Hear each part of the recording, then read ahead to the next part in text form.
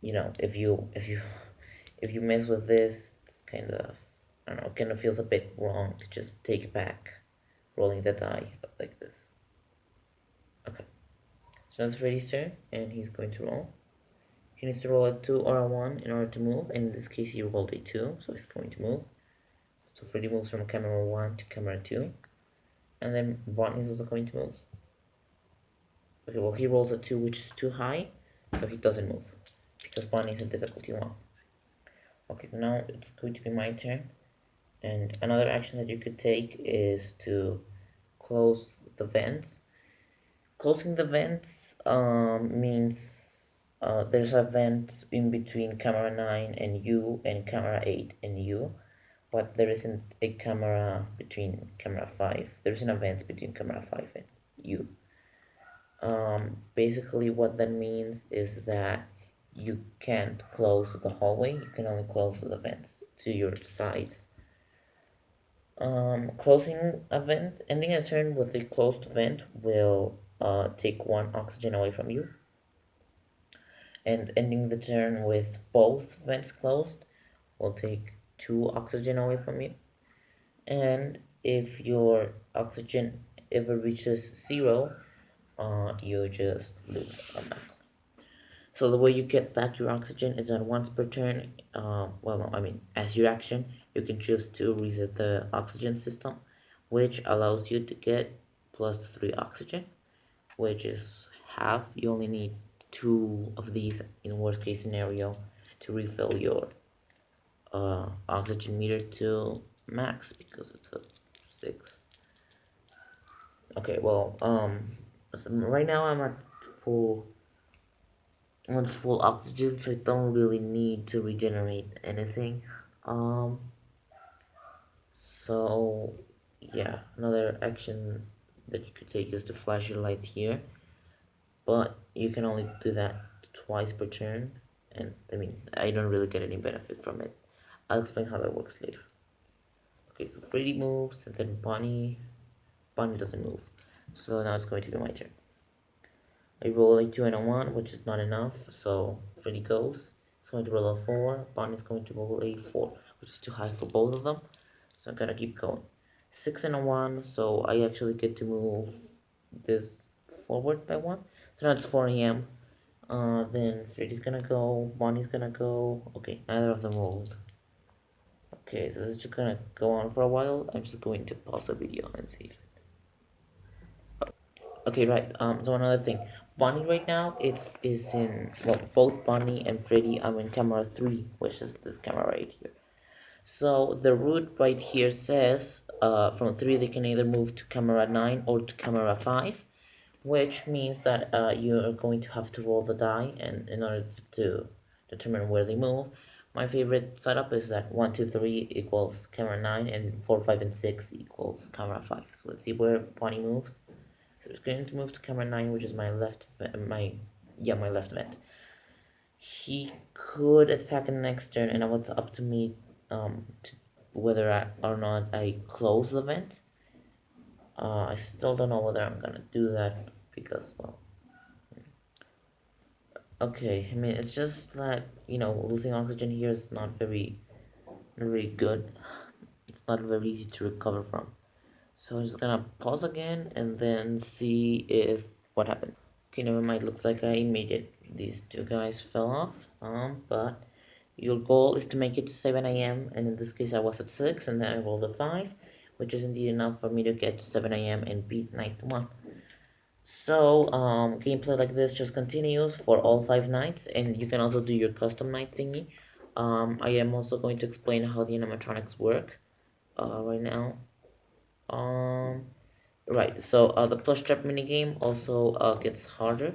In nights 2 and 3, a plush trap starts at 3 difficulty, which means he moves half of the time and half of the time he doesn't move. At night 4, he's at 4 difficulty. At night 5, he's at 5 difficulty, but this is what I like to call the smart plush trap AI. It's not really too difficult to understand, but basically if a plush trap is adjacent to a square where you're on, so say you're at square number 2, square number 2 and then plus trap is at square number 3, he usually would have the same chance of moving to square 2 or square 6 or square 4. But if you know you have the smart plus trap thing, then he actually has more chances to move to square 2 than to move to square 6 or 4. Basically how that works is that 1, 2, 3, and 4 are going to go to square 2, and then 5 is going to go to square 4, and 6 is going to go to square 6. Pretty simple stuff. That is what happens when you know plus trap is adjacent to you. If plus trap is not adjacent to you, however, then he doesn't his AI doesn't change at all. What? Oh yeah, I mean in 95 he also has 5 difficulty, and for the bonus 9 he's also at 5 difficulty. If you fail to beat plus trap's minigame, then you still move on to the night, but you don't get the extra bonus. You start at 1 a.m., which is honestly kind of bad. Every time you die, you can choose to redo the plus trap minigame if you want, but you don't really need to. Okay, so I guess it's time to go over the nights. In night 1, Freddy. Well, actually, no, I'm going to upload another video. Just wait. Okay, well, bye, guys. Never mind. I thought my mom had returned home, but no, it's fine. I can explain how the animatronics work. Never mind. Sorry about that. Okay, so Freddy's possibly the most complex animatronic out of either of them. All of them. He is usually like the hardest one, like he's at the highest difficulty possible. In the extra night, he's given at 6 difficulty, which is the highest difficulty any animatronic gets. Okay, so he starts at camera 1. He then proceeds to move on to camera 2, then to camera 3, and then he either goes to camera 9 and then attacks you, or to camera 5.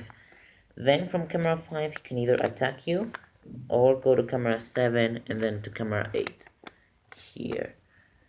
So basically the way that works is that in order for you to repel Freddy when he's at camera 5, you need to flash your light, which is a thing that is, it's your action for the turn, and you need to roll the die. If you roll a 1, a 2, or a 3, then Freddy just stays there and nothing happens. You get another shot, but you get to roll twice if you perform this action, by the way. And if you roll a 4, a 5, or a 6 on either of your rolls, then Freddy's going to return to camera 2, which is indeed what is usually meant to happen. I'll explain later. And then if Freddy moves to either of the vents, you need to close the vents, and if he moves into your office while you, basically if he moves, but you close the vent, then he's just going to move back to square 2 instead of actually jump scaring you. If you don't close the vents on him, though, he's not going to return to square 2, he's just going to attack you straight up. When he's on camera 5, you need to take a risk. If he could go to your right vent, or he could just attack you, and so you need to need to make a decision on whether or not to defend from him. So Bonnie and Chica work the exact same way. They start at camera 1. They start at camera 1, then they go to camera 2, then they go to camera 3, then to 5, and then they move either to camera 9 here, or they move to camera 7 and 8 and then attack you. They can't attack you through the hallway though. They can only attack you through the vents. And same thing, if they move into the vent, then they respawn at square 2. Foxy is the same, except he starts out in camera 6, and then he moves. Camera 6 is this thingy, by the way. He will then proceed to move to camera 3, to then move to camera 5, so kind of a zigzaggy route, into camera 7, into camera 8, and to then attack you. He doesn't have an ability, but he's kind of cute. Okay. And next up is, well, it's meant to be Golden Freddy, but I just made a Molten Freddy figure and the puppet one. It doesn't actually look that bad. Okay. So these two take a little bit more explaining. Golden Freddy starts out in camera 4. He will then proceed to move from camera 4 to camera 3 to camera 5 and into your office. But if he reaches your office, he doesn't kill you outright. Instead, you need to like end your turn with one of the vents closed.